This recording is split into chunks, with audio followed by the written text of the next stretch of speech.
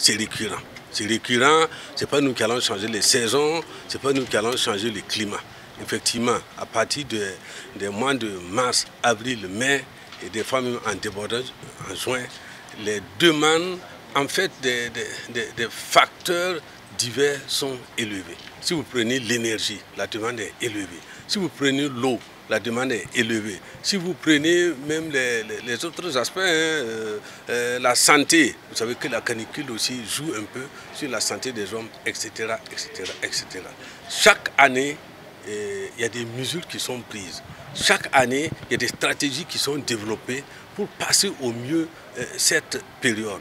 Nous avons décidé cette année de ne plus le faire dans le laboratoire du ministère, mais d'inviter les maires qui sont donc les dépositaires donc de toutes ces données de satisfaction des populations, que ce soit en eau, que ce soit la question de santé, que ce soit la question même des nutriments, de la nourriture. Nous avons donc décidé de les convier ce matin pour qu'ensemble on réfléchisse.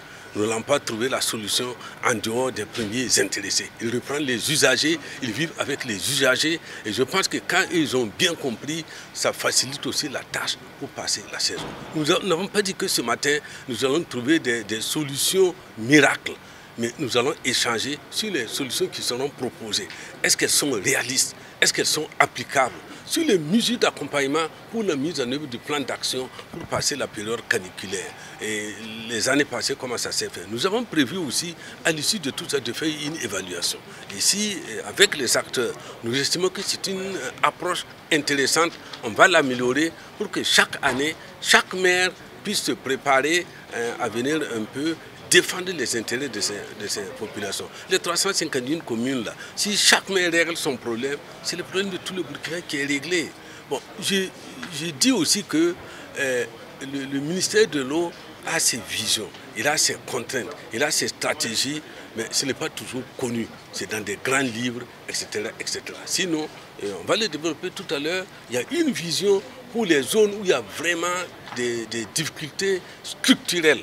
Soit c'est pour parler simplement, ça c'est le sol qui ne contient pas de l'eau, soit ils n'ont pas un grand barrage à même de pouvoir servir d'eau potable.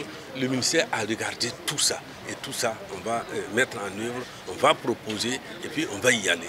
Maintenant, ça a un coût. Le coût de mobilisation de l'eau est très élevé.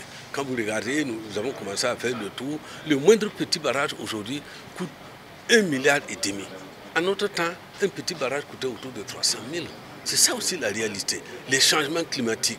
Il pleut de moins en moins, il pleut de moins en moins et en quantité et en régularité. Mais tout ça, ça influence un peu sur la disponibilité de l'eau, sur les coûts de mobilisation de l'eau pour les populations. Voilà vraiment le souci que nous allons aborder ce matin. On n'a pas de solution miracle, on a des solutions techniques.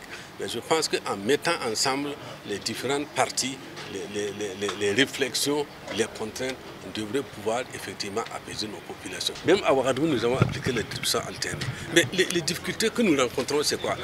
Les populations n'ont pas l'information. Souvent, les programmes ne sont pas respectés. Là aussi, je l'ai dit. Quand je dis que vous aurez l'eau à minuit, il faut qu'à minuit, vous ayez l'eau.